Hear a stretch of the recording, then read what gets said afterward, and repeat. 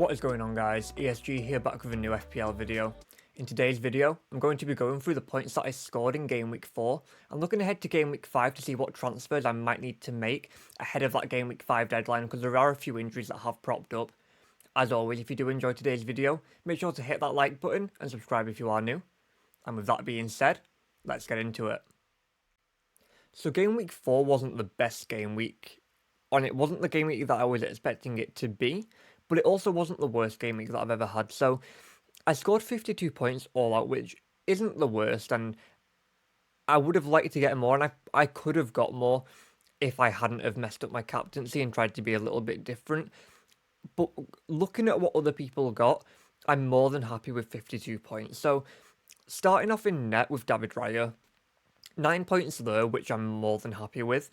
He got a clean sheet, save points, and then 2 bonus points, and that's actually saved my game week. Before Arsenal played, I was 1.8, 1.9 million, and after that clean sheet and bonus points, I got pushed back up to 1.3 million. So it was only a red arrow of about 100k, which could have been a lot more. So Ryder actually saved me in this game week, and I'm really happy with that. Moving down to the defence, and this is where it gets a bit rocky, because I got a clean sheet from Dunk, who, looking at that game, they probably shouldn't have kept a clean sheet against Ipswich. I feel like Ipswich deserved a goal in that game. But Brighton got the clean sheet, which helped me in FPL, so I'm not going to complain with that at all. So I'm happy with that 6-pointer. But then we move on to the two Liverpool defenders that I had in Robertson and Trent, and that game did not go how I was expecting it to go. I thought at home against Forest, I could see a clean sheet and a Liverpool win, and Liverpool lost. Not only did they lose 1-0, but both Robertson and Trent both got a yellow card each, meaning that I only got 1 point from both of them, and that was very disappointing, I must say. And I'm hoping that next week against Bournemouth, they can step up their game and either get attacking returns or get a clean sheet. But I think I made a mistake doubling up on the Liverpool defence, and I should have just gone with Trent and Salah like I already had, and maybe just look at keeping Gabriel in or bringing in Saliba.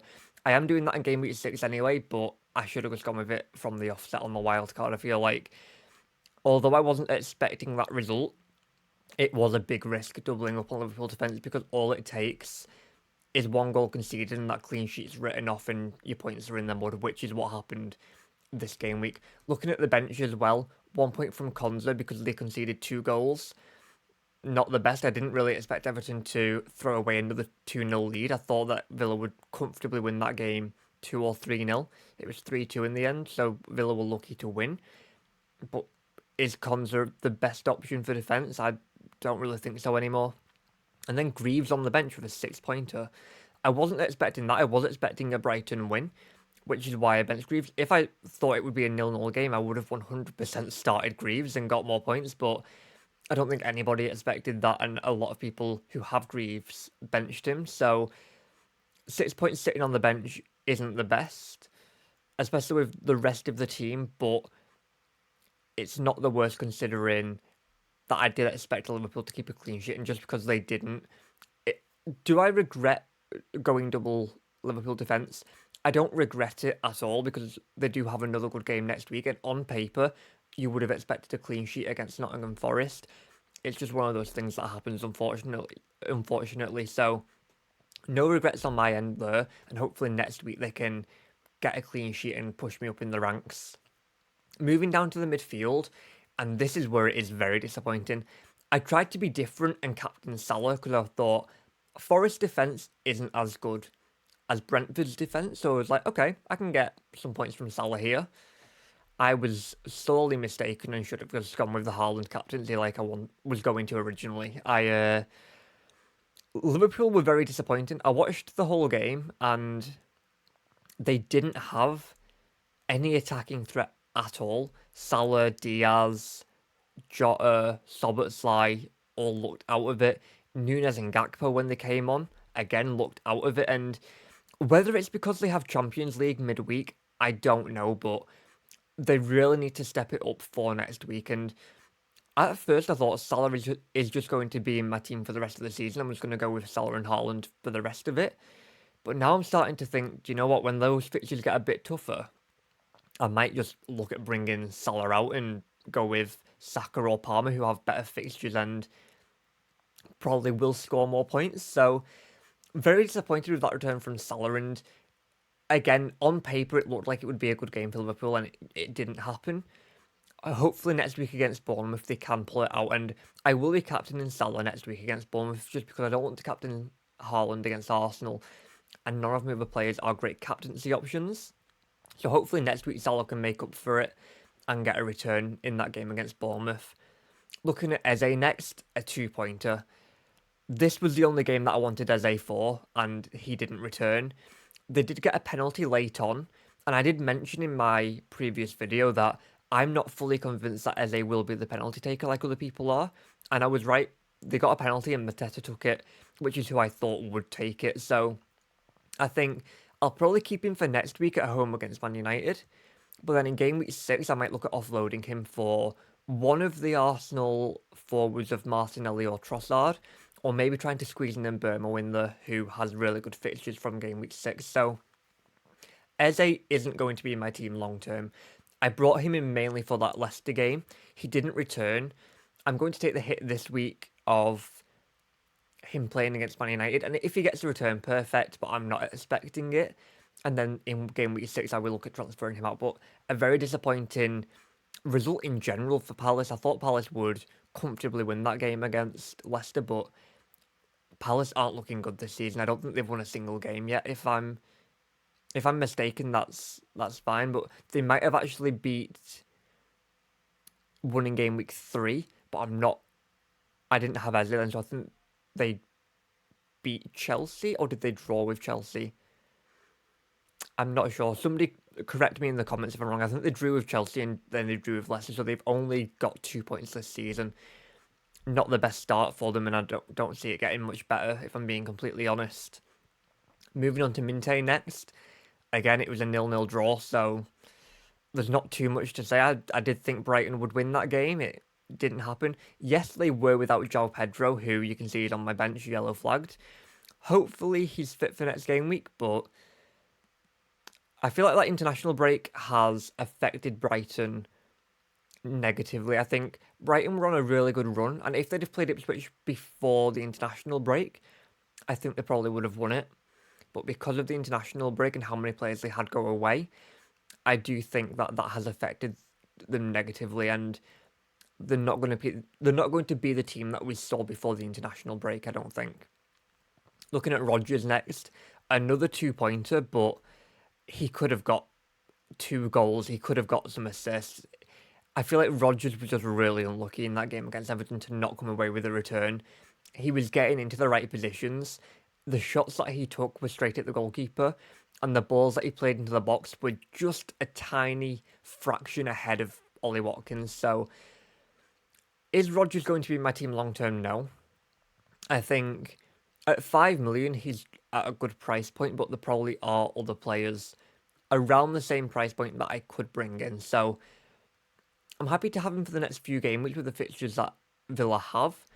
And it will all depend on how many minutes he's getting in the Champions League, but hopefully he doesn't play too much and he continues to play in the league, and I can just keep him in my team, knowing that he's a 90-minute man and there is that chance of him getting returns.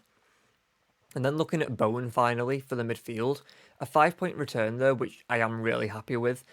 It was very late on that he got the assist, but that did save my game week pretty much with him getting the... Like, it didn't save my game week, that's going a bit over the top, but him getting that assist was that difference of a couple 100k ranks. So thankfully it wasn't a 2-pointer when he got a last minute assist. They played Chelsea next at home, which I don't really see a massive returning, but the fixtures after that are pretty decent. So I'm happy to go with Bowen for the long term, and I think that he can get a couple of returns in the next few game weeks. So I'm happy with that.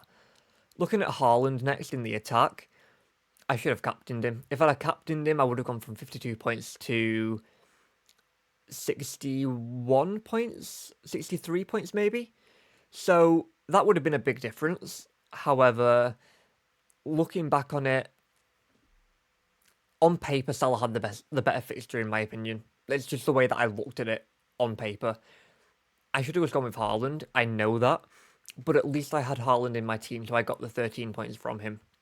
Had I gone against Haaland completely, and if I hadn't have wildcarded, then it would have been a completely different game week. I'd have been way lower down in the 2 millions, 3 millions, wouldn't have got any returns at all other than Saka. So the wildcard did pay off, and I managed to get Haaland in for his 13 pointer. Captaining him would have pushed me up in ranks, and it would have been a pretty big green arrow. Didn't happen. We move on to next game week, where Haaland isn't the best captaincy option by any means, but Salah is, so hopefully that can be a little bit of a difference maker there. But I don't. Do I regret not captaining Haaland? A little bit, yes.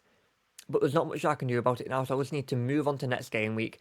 The rank that I'm currently sitting at, after 4 game weeks, I'm not disappointed by it. I'm really happy with where I am.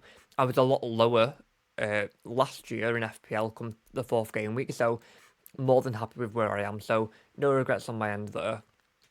And then looking at Vissa, Vissa was on my bench, and because João Pedro didn't play, Vissa came on, and he got a goal within 1 minute against City. So I mentioned in my previous video that if Haaland didn't play, I can see Vissa getting a goal. And thankfully, they both played and both got returns for me. So more than happy with that return from Vissa, the 7 pointer. And he did pick up a knock in the game. He came off at just before half time.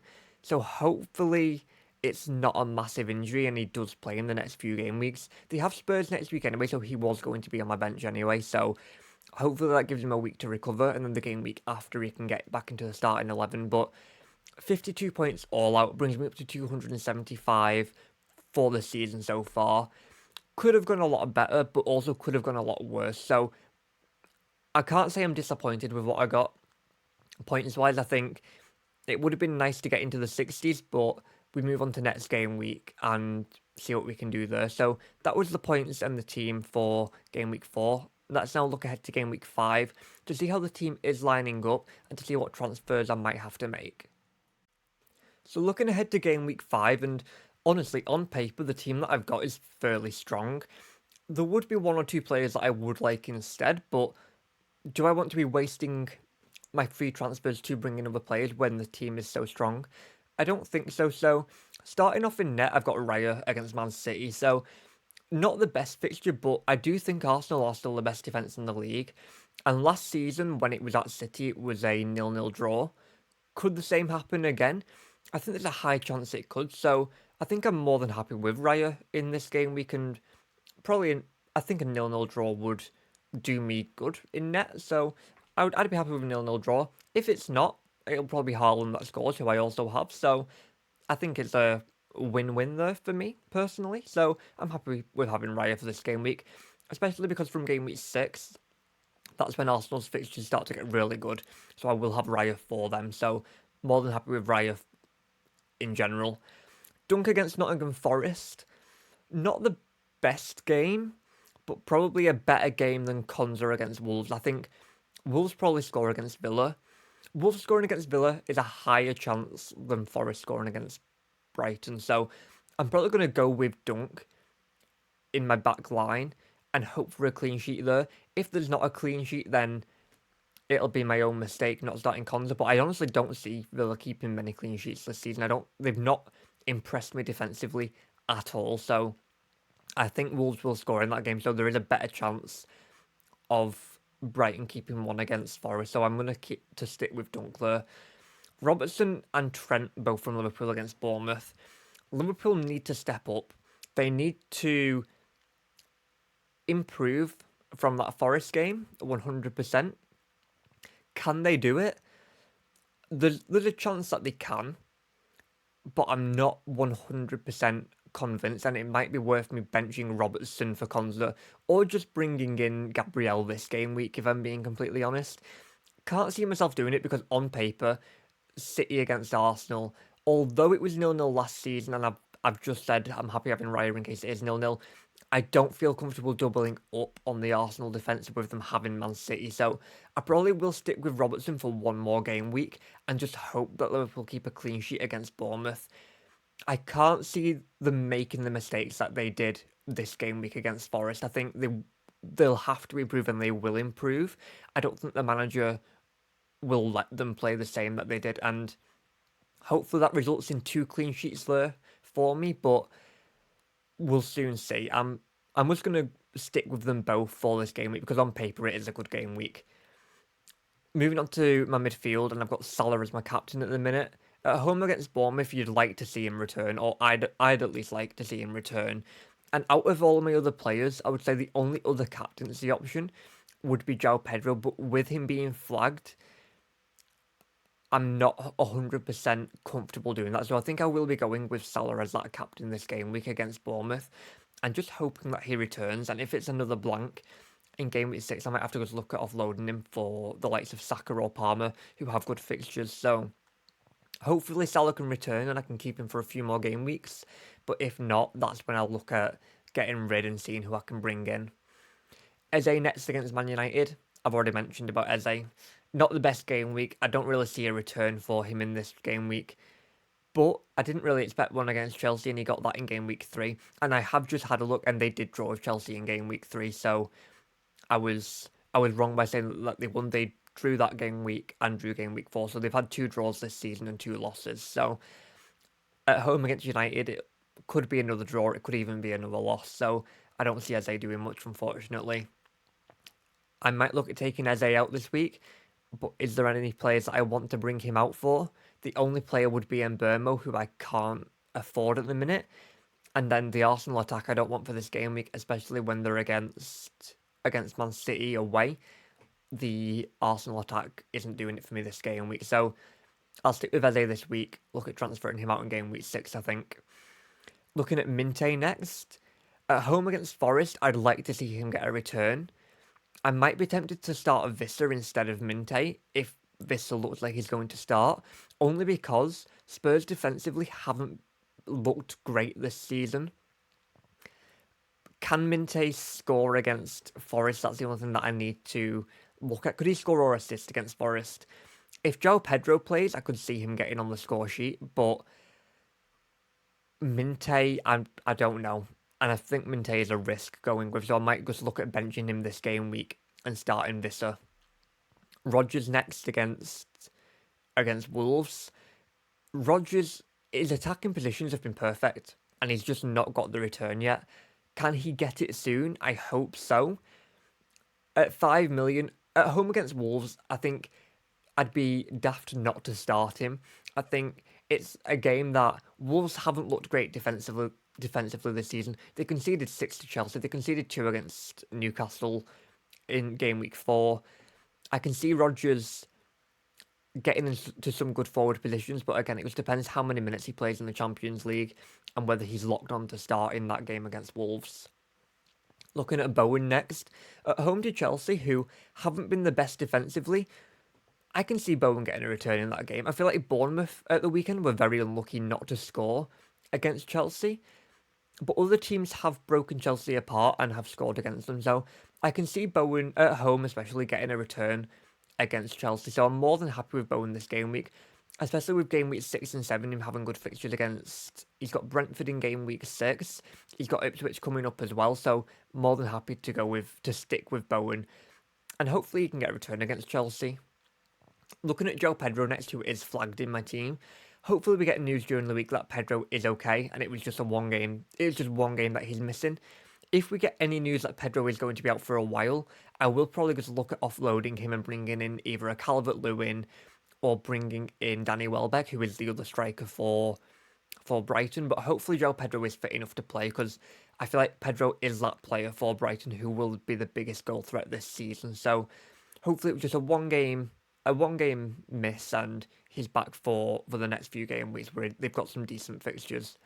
Then Haaland against Arsenal. I don't see a return, but I feel like if City are going to score, it will be Haaland that gets the goal. So that's the only reason Haaland's there. I'm not captaining him though, only because, again, I do probably see it being a 0-0. I'm just not 100% convinced of that to double up on the Arsenal defence, which is why I'm not bringing in Gabriel this game week. But if City score, it will be Haaland that scores for them. If City don't score, it'll be a clean sheet for Raya. So Either way, in my team, though, I think it's a win-win. I either get a clean sheet from Raya or a goal from Haaland, but Salah is the best captaincy option this game week, in my opinion. Looking at my bench order, Visser is the first sub in case somebody doesn't play. It all depends if Visser is out long-term or not. If we get any news that Visser is going to be out long-term, I will probably look at offloading him for a Chris Wood, or I don't really want to be bringing in Muniz, but I could even downgrade him to a not a Solanke, to a Calvert-Lewin or somebody like that. So there is the option for me to bring in other players. So hopefully this just went off with a knock and he's going to be okay. And hopefully he plays against Spurs, because I would sort of like to start Visser in that game and bench Minte, but if that doesn't happen, it doesn't really matter. I will probably keep him this game week because the team that I do have is strong enough for this game week. And then from game week 6, maybe look at transferring Visser out. Looking at Konza as well at home to Wolves, as I've said, I don't really expect a clean sheet, so I don't really want to be starting Konza. But Greaves away to Southampton, that could be a clean sheet for Ipswich, so I could easily start Greaves if I feel like one of my other players isn't going to be the best option. But the team that I currently have set out there, that in my opinion is the best team that I could go for game week 5. So that is how the team is lining up for the game week, and I can't really see myself making any transfers this game week. I do have 2 free transfers, but I would like to roll them to game week 6, so then I can bring in Arsenal and Brentford assets when the fixtures get better. So there we have it, guys. That was my game week 4 review and a quick look ahead to game week 5 to how my team probably will line up for the game week. So I want your thoughts in the comments. First of all, how did you get on in game week 4? Did you get a big green arrow or did you get a big red arrow? Because a lot of players that we thought would return didn't manage to get returns this game week. I also want to know your thoughts about what do you think my team is like for game week 5. Do you think there's any transfers that I desperately need to make? Or would you say that's a strong enough team to go in with? Do you think I need to bring in any Arsenal assets ahead of that City fixture? Or can I wait for game week 6? As always, if you did enjoy today's video, make sure to hit that like button and subscribe if you are new. And until next time, thank you for watching.